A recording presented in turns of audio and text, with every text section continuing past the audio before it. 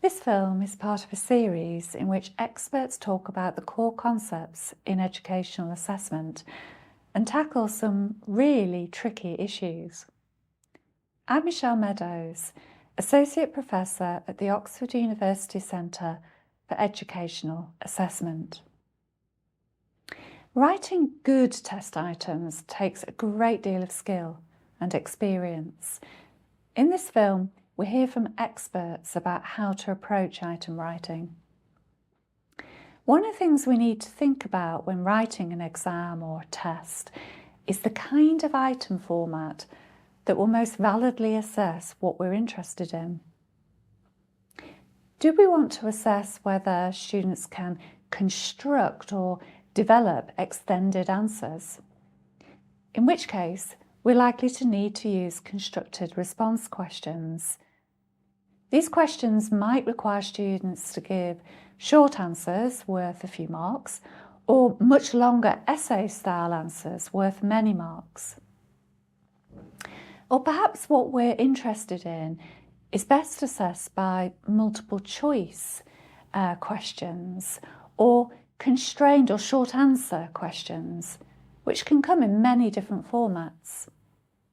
Let's hear from Tom Halladina, Emeritus Professor at Arizona State University, about how to choose the right item format.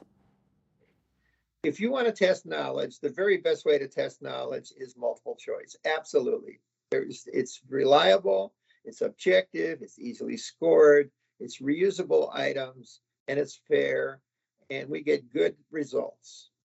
If you want to test a skill, a performance skill, you need a performance test. And if you want to measure a complex performance, you need a performance test. Performance testing presents a lot of challenges about validity, and one has to be extremely careful about results because it's very easy to have that bias creep into performance testing. Bias is less of a threat in multiple choice, but then multiple choice is restricted to knowledge. But in some of my work, you will see that we can test very complex learning with multiple choice. And in several different sources, we have things called testlets, which are multiple choice vignettes. And when I taught statistics many years ago, I would introduce a problem to the students, and I would have a series of maybe 10 or 12 multiple choice items following. And it went through a complex problem solving exercise that led to a conclusion. Multiple choice items have the advantage of speedy and reliable scoring, but of course they're not suitable for assessing all the constructs that we're interested in. Six Weary has worked for many years in exam boards and testing agencies. He's now Ofqual's Associate Director for Strategic Projects. He has done in-depth research on what makes good multiple choice items. But first of all, let's hear from him about when they are the right kind of item to use and their pros and cons. Ultimately, that there is one significant advantage to using multiple choice, and that is, of course, about the reliability of scoring and the speed and cost of scoring in relation to constructed response. If everything was equal, then we would always, for that reason, probably choose to use multiple choice. However, there are a number of barriers. One of the biggest is the skills that we can and can't assess with multiple choice items. It's often said that multiple choice items do not adequately assess higher order skills. That's not true. However, there are certainly instances and elements of higher order skills which are far more challenging to assess using multiple choice than constructed response. By definition, original and novel thinking is something that we cannot meaningfully assess because we are selecting an option in multiple choice.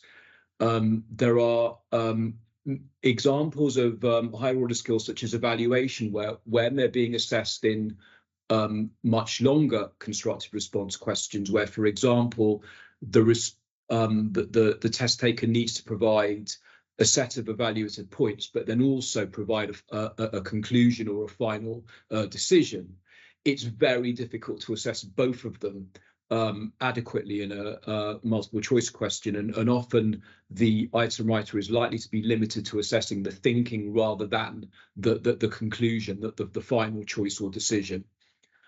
And a couple of other examples would be in any situation where a test taker needs to describe a process or explain a process, then where that process really requires links and coherence between different ideas, then again, there are limitations in using multiple choice. Finally, in questions where calculation is being assessed, and particularly where candidates need to show working in their response, then even though it is technically possible to do it in multiple choice, there are generally quite significant compromises.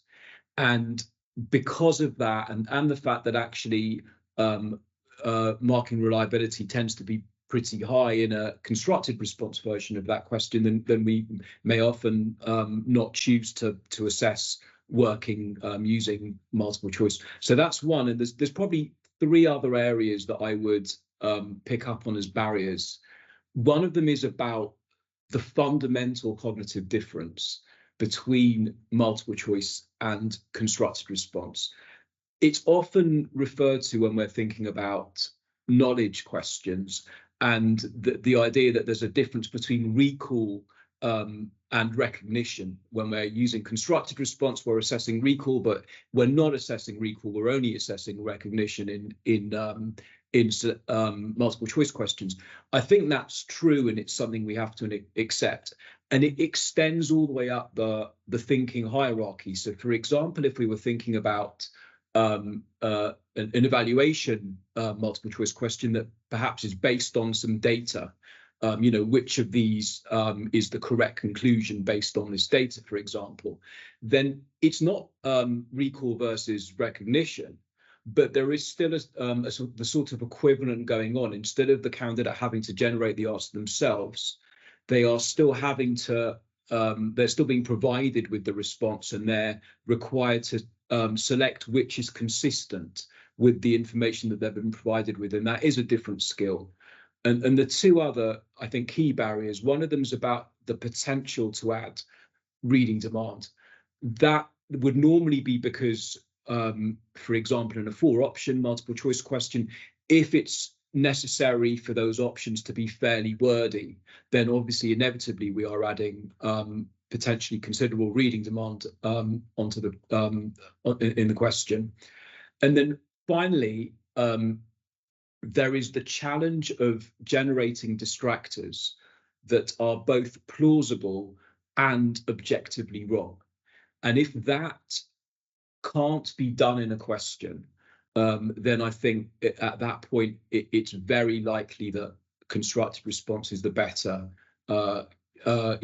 choice in that question. There are, of course, other pros. One of them is about content coverage. It's the fact that because multiple choice questions can be answered relatively quickly by test takers, a broader portion of the domain can be covered in a particular amount of time. One that I don't think gets mentioned a lot is that I do think there is a reduced potential for ambiguity in multiple choice questions compared to constructed response questions. In a constructed response question, we've simply got the question and a box for the candidate to answer. That question could potentially, in some situations, be interpreted in numerous ways. The fact that in a multiple choice question we've got options generally tends to narrow the ways in which a question can be interpreted. So a lot of the misinterpretations that are liable to happen in a constructed response question simply will not happen in a multiple choice question. There is particular value, I think, to multiple choice questions in certain types of assessments. The one obvious one is diagnostic assessments, where the ability to write options that represent different student misconceptions and then provide automatic, timely feedback that provides, for example, teachers with key points about where there are gaps in their students' knowledge. That's something that can be done much more efficiently and arguably effectively in multiple choice questions. And there is the reduced writing demand, which in some circumstances, at least, where writing is not part of the construct being assessed, does matter. There are a number of other challenges. There's a washback effect, or potential washback effect on teaching and learning if assessments relied heavily on questions where students weren't required to construct longer answers.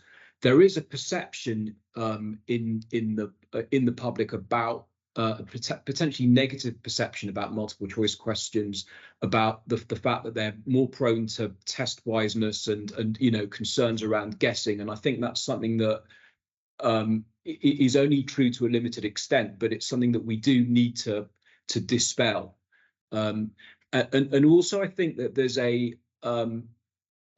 certainly a view amongst item writers, and this I can certainly vouch for this on the basis of research that I'm currently involved in, that multiple choice items take longer to write than constructed response items, and longer to review than constructed response items, and that's even when the mark schemes are taken into account.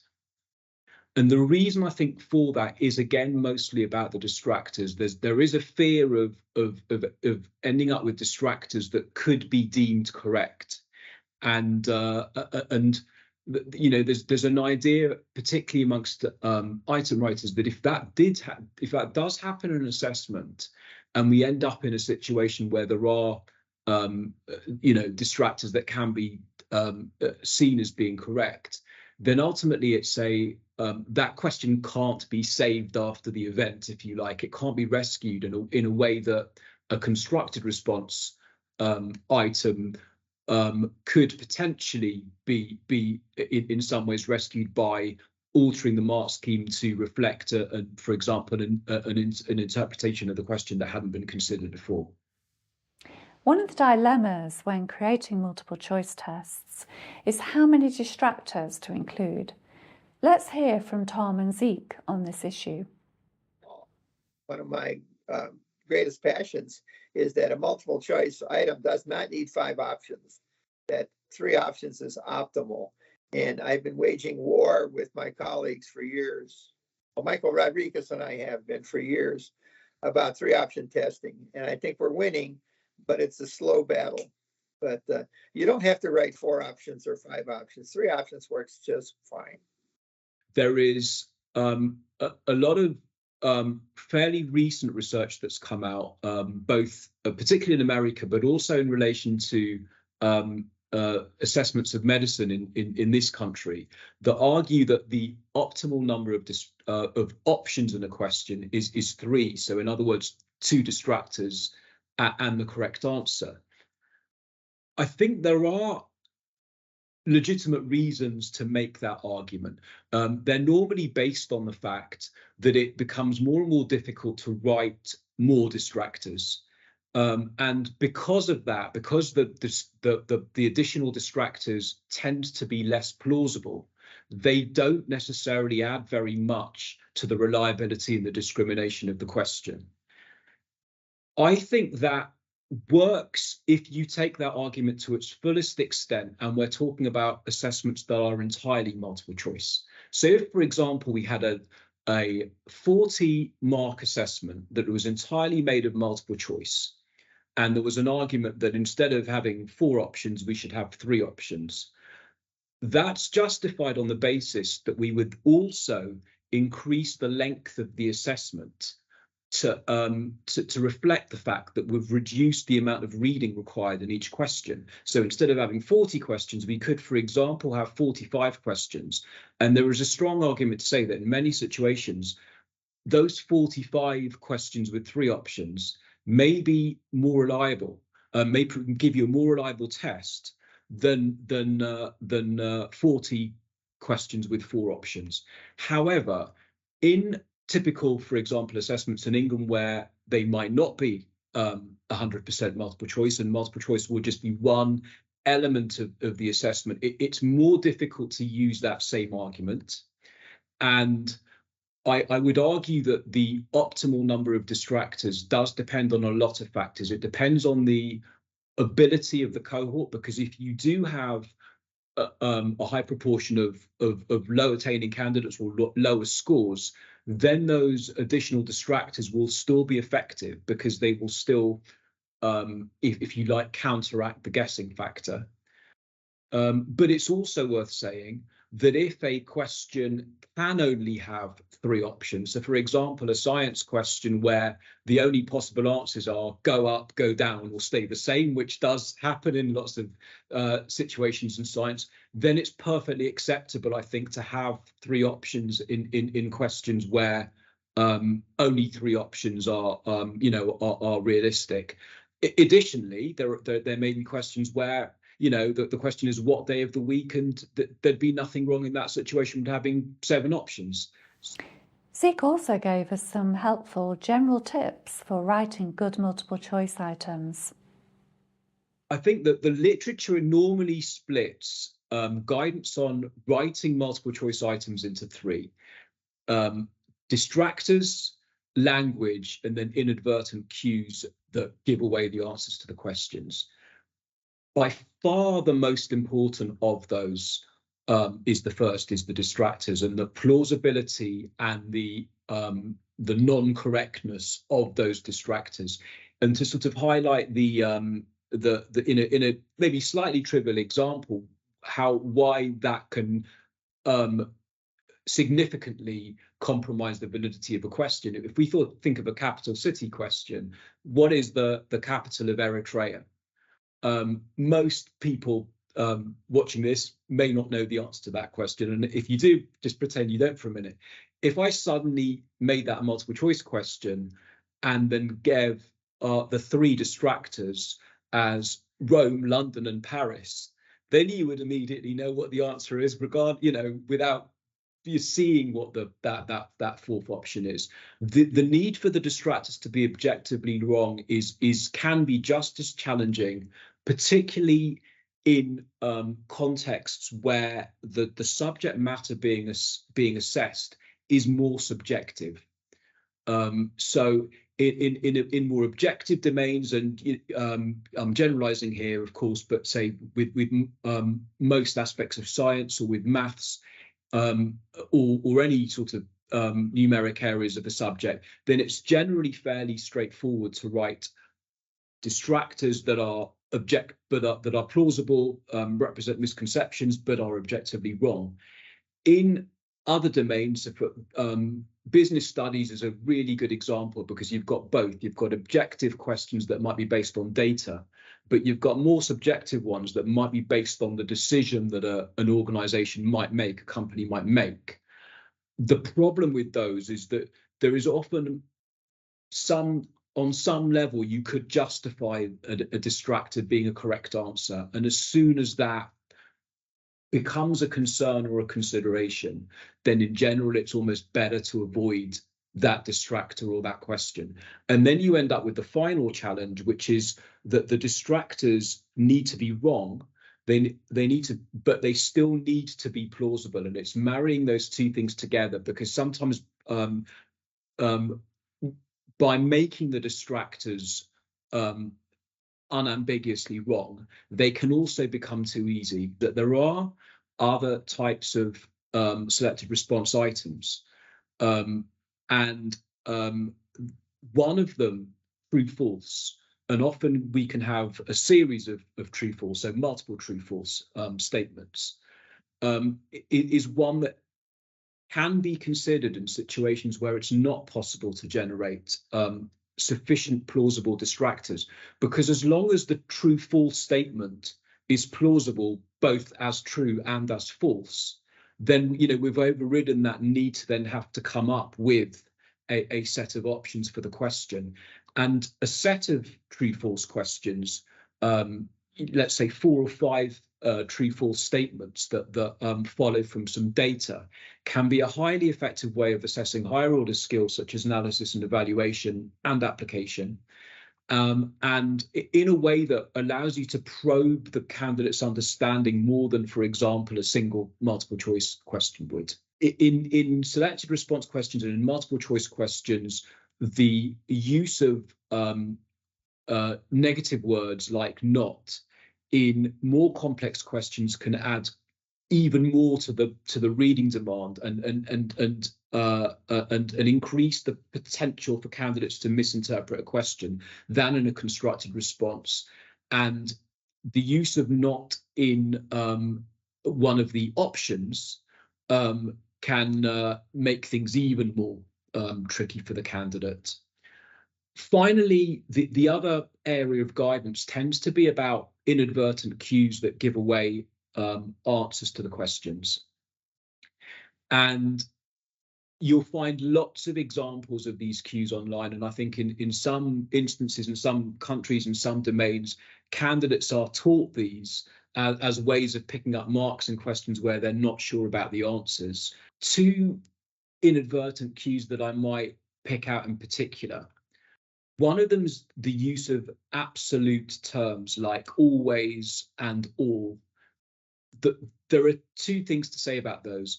The first is that they tend to be associated with options that are the wrong answers. They tend to be the distractors. And students will often be taught that that is the case. But maybe the more important point is the reason why those words are included in the distractors. The reason why those words are included in the distractors is because, in general, the item writer is concerned that without the use of the word all or always, that option could be deemed a correct answer. And so quite often, it's a sign of a question that may have problems regardless of this. The other one that I think maybe gets underestimated in terms of the risk is where one question or the content of one multiple choice question in a test gives away the answer to another one. That's something that obviously can't be checked by looking at that question in isolation. And I think perhaps because of that, that there is a frequent risk that that can happen and that gets overlooked or isn't fully picked up when proofing happens in assessments. That was some really helpful advice from Zeke. And if you still need convincing that cues can give away the right answer without needing any subject knowledge, then you might want to try out the gibberish test by following this link. Whether we're talking about multiple choice items or extended response items, their linguistic complexity can be a real problem, a source of construct irrelevant variance. Let's hear from Tom on this issue. A major problem in all testing programs, whether it's classroom or testing programs for licensure and certification or placement, is this concept of linguistic complexity. I had the unpleasant experience of being called into a state where policemen are taking a licensing test and they can't read the test items and they're failing in record numbers. They come out of police academies and they take the test and they can't pass the test. Well, the tests were so complex. There were 200 word stems in the multiple choice item. And even though police pass tests, they have 12 or 13 tests. Shooting a gun, driving a car, there's a lot of performance things. But just basic knowledge about police work, they were having a horrible time. And the issue was linguistic complexity. The items were simply too complex. Vocabulary was too complex. They didn't understand the questions. Young children have the same problem. The advice I give everybody is keep the stem of the question, if it's multiple choice, simple and direct and as short as possible, including the information you need to include. That's extremely important because when you get bad performance on test items, sometimes the problem is linguistic complexity. Whatever the type of item that we're trying to create, good item writing can be hard, and Tom has some practical suggestions about how to make it easier. Another issue we need to discuss is I think it's good that teachers collaborate on writing test items. They share test items. If you're going to teach the same class, you can share items. One thing I don't think people realize is that you can borrow items off the internet. If you're teaching in a popular subject matter, there are free sources. And in our country, we have something called the National Assessment, and they release items all the time, every year. And if those items fit into a class like reading, writing, speaking, listening, or mathematics or science, they're free. A lot of testing programs release items which can be reused. We also have item generating methods. And in fact, about 10 years ago, I edited a book on automatic item writing, item generation. That's a burgeoning field. And there are techniques for writing a shell of an item and then replacing the shell with words or numbers to multiply the number of items you have. So we did that in the National Pharmacy exam many years ago, and it's very easy to do. We wrote what we call test lists, where we vary numbers, dosages, names of drugs, and we keep the questions exactly the same. Item shells are a lower form of item generation, which I wrote about many, many years ago. They're still popular. They still work. And basically, they're partial shells of items that have worked in the past. You just basically pick out a shell and fill in the content, and it speeds up the process. So We also asked Tom for his thoughts about how to evaluate items. How do you know whether an item has performed well? Of course, this depends on the purpose of the assessment. If you're using an assessment to check that all your students have mastered a topic, then what you're looking for is going to be quite different from when you're using an assessment to rank order students, perhaps because you want to use it for selection onto a future course of study. Here's what Tom had to say. well, another point we should make is about how we evaluate an item. And I think the most common sense answer is that an item should relate to the content that you plan to teach. And it should clearly show a connection to what you taught. And after you teach and after the students have learned, how do you think the item should perform? And the answer is very simple. They should, 100% of the students should get the item correct. So if they do, you can be happy, unless the item is so easy anybody can get it right. But you don't really know that. So you have a little dilemma. There's no way you really know exactly what's going on in the student's mind.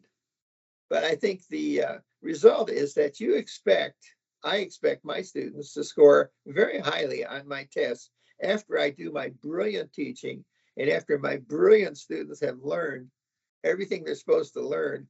I want a good result. So I expect high test scores. If I get low test scores, there's something wrong.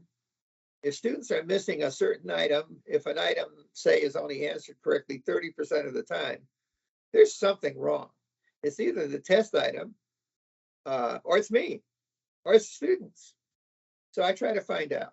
And I think that's what good assessment is all about, is when an item fails or an item succeeds, you want to do a little probing and studying to see what dynamics caused that item to behave the way it behaved. But to be clear, if only 20 or 30% of the students got the item right, you got a problem. And I think you need to fix it. Another aspect of item evaluation is checking for bias. Dr. Yasmin El-Masri is Associate Director for Research at Ofqual. Yasmin has conducted research into item bias in international large-scale assessments. She explained to us that the statistical techniques to investigate bias don't necessarily indicate that the item is, in fact, biased in of itself. Rather, they indicate that groups of students have performed differently on an item in a way that we wouldn't expect, given their overall performance on the test. So there is something that is very important to keep in mind when talking about bias in assessments, because there are two kinds of bias. Bias could mean the value judgment around an assessment or around particular items about whether they advantage or disadvantage certain groups of students. And there is what we call statistical bias, and that is more related to the probabilities of getting items correct or not correct depending on the group membership. So imagine that we're talking about boys and girls. It would be boys and girls not performing equally well, even if they had the same ability on that construct. They're not performing on a particular item equally well. And that is sometimes considered as being it would show us statistical bias, but it is not necessarily bias in the sense that something is wrong with the question. It's just a reflection of performances, different performances across genders. You can't rely on statistical analyses to indicate whether an item is biased against particular groups of students. But statistics are a useful first indicator of whether there might be an issue. The statistical technique is called differential item functioning, or DIF. Yasmin describes some of the possible sources of differential item functioning. The challenge in this area is really trying to understand what the source of what you saw as statistical bias is in the item. So trying to dig deeper into why you're seeing different performances across those groups, which you did not expect in the first place. So what are these sources? They could be anything that could make the question more difficult or demanding for any student, especially specific groups of students. So, for example, the language of the question could be difficult for all students that are taking the exam, but when you see diff, it could be particularly difficult for certain students for whom, for instance, if we're talking in the context of an assessment that is written in English, it's students for whom English is an additional language. It could be figures and tables that could be difficult for students with visual impairment. It could be features that could show, for instance, a context in which the question is set that could disadvantage certain groups for whom that is not a familiar context. For example, students from more deprived backgrounds could not be able to engage with a particular question. There are various features that would actually kind of be reflected as a statistical bias in a question. International large-scale tests involve students responding to the same item written in different languages. So language is a potential source of bias. We need to be confident that the difficulty of the item and the construct it's assessing isn't changed by the language the item is presented in. In her research, Yasmin came across items that were differentially difficult depending on the language. And next, she talks us through one such item. What you see in front of you is a Pearls 2016 item. This item was administered to various countries for primary school students, and the item relates to a text. And the students need to read a text and answer a series of questions. It's not the only text that they see, but this is one of the items that some of the students have seen. Now, this item is administered in multiple languages. What you see is the English and Arabic version of the item. You see that sometimes the source of a translated version, the source of different performance across language versions of an item can be related to the translation. It's not always because it's bad translation. So the item that you see in front of you at the top, there's the English version. What is the first thing that the hatchling does when she finally gets past the breaking waves? And you see the translation in Arabic. I circled the term hatchling because this is like the key term or one of the key terms in that question. The translation in Arabic is what would be equivalent to small turtle. Now, you can see how, of course, these are primary school students. The way they will engage with that item, it might be very difficult for them to understand what hatchling is, even if it's explained in the text. These are primary school students. That will be a difficult term for them. They might not be able to answer the rest of the question because of that. While their Arabic counterparts in other Arabic-speaking jurisdictions will find the item easy, and they actually did better in one of the Arabic-speaking countries on this item compared to English-speaking countries, because the term was not difficult. It was just a simple translation. There's no equivalent term to hatchling in Arabic. It's easy to imagine how a specific term such as hatchling may be more challenging for children to read than a more general description like small turtle. Yet very expert test developers can run into these problems. So what steps can be taken to prevent tests from being biased? Yasmin has 4 tips. There are 4 ways that can be built into the assessment development process that could ensure that we reduce bias in the questions themselves. And that is, first, by having good guidance for item writers. So you will have detailed guidance that will explain what they should bear in mind when they develop items. There could be, part of it could be training the item writers to avoid those various aspects of the question that could actually result in bias or in, different performances across groups. There is another way of doing that, so that will be built into the assessment development, but of course, having also a very good quality assurance that is iterative in the process could really help reduce that bias in the resulting questions and the questions that will be administered.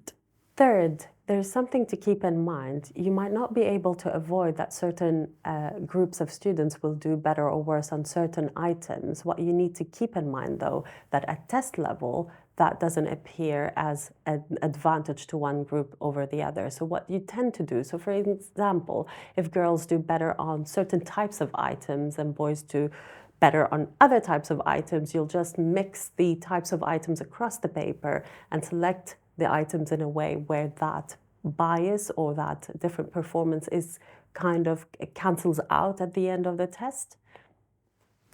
The 4th thing that you can do, and this goes back to building a very good process of item development, is think about who is writing the items and who is quality assuring the items.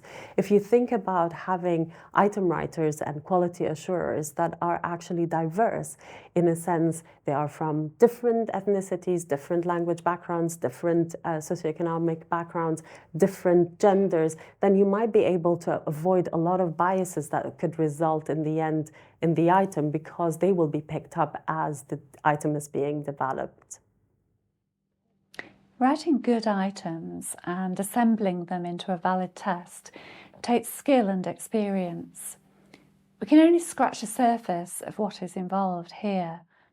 There are lots of good resources available to support item writers. The International Test Commission website is one such source of advice. We hope that you found this video useful.